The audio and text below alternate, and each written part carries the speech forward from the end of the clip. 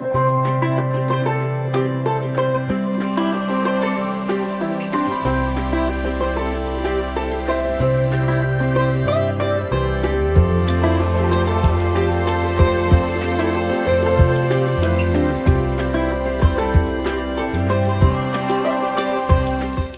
guys, welcome to this week's Storytime at the Zoo.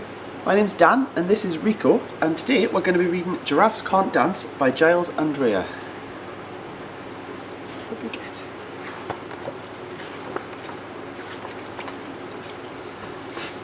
Gerald was a tall giraffe whose neck was long and slim, but his knees were awfully bendy and his legs were rather thin. He was very good at standing still and munching shoots off trees, but when he tried to turn around, he buckled at the knees. Now every year in Africa, they hold a jungle dance, where every single animal turns up to skip and prance. And this year, when the day arrived, poor Gerald felt so sad, because when it came to dancing, he was really very bad.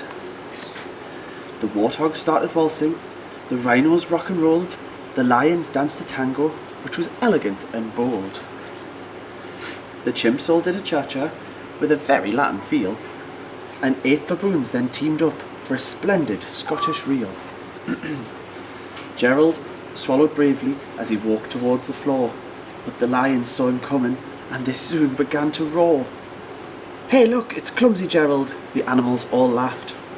"Giraffes can't dance, you silly fool. Oh Gerald, don't be daft." Gerald simply froze up. He was rooted to the spot. "They're right," he thought. "I'm useless. Oh, I feel like such a clot." So he crept off from the dance floor and he started walking home. He never felt so sad before, so sad and so alone. Then he found a little clearing and he looked up in the sky. "The moon can be so beautiful," he whispered with a sigh.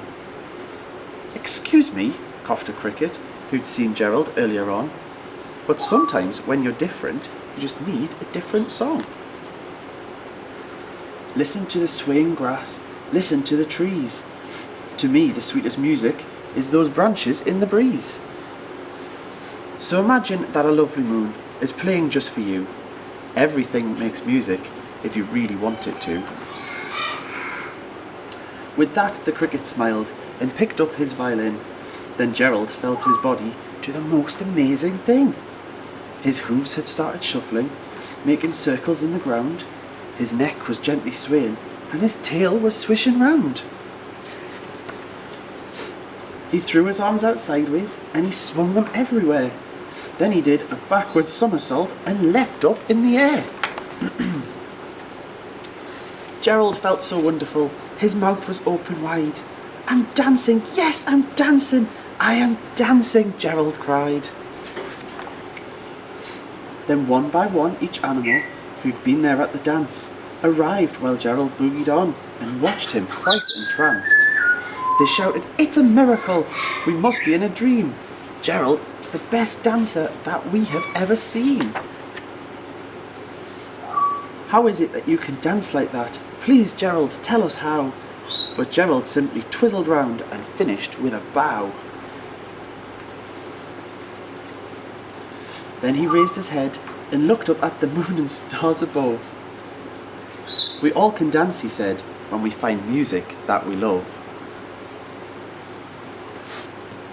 So thanks guys, I hope you enjoyed that, and you can... Rico, please give me my book back. Rico. Let it go. Rico obviously enjoyed it. Okay, you're going to keep a hold of that. Okay. So we hope you enjoyed that, guys. Rico definitely did. And join us next week for our next Storytime at the Zoo.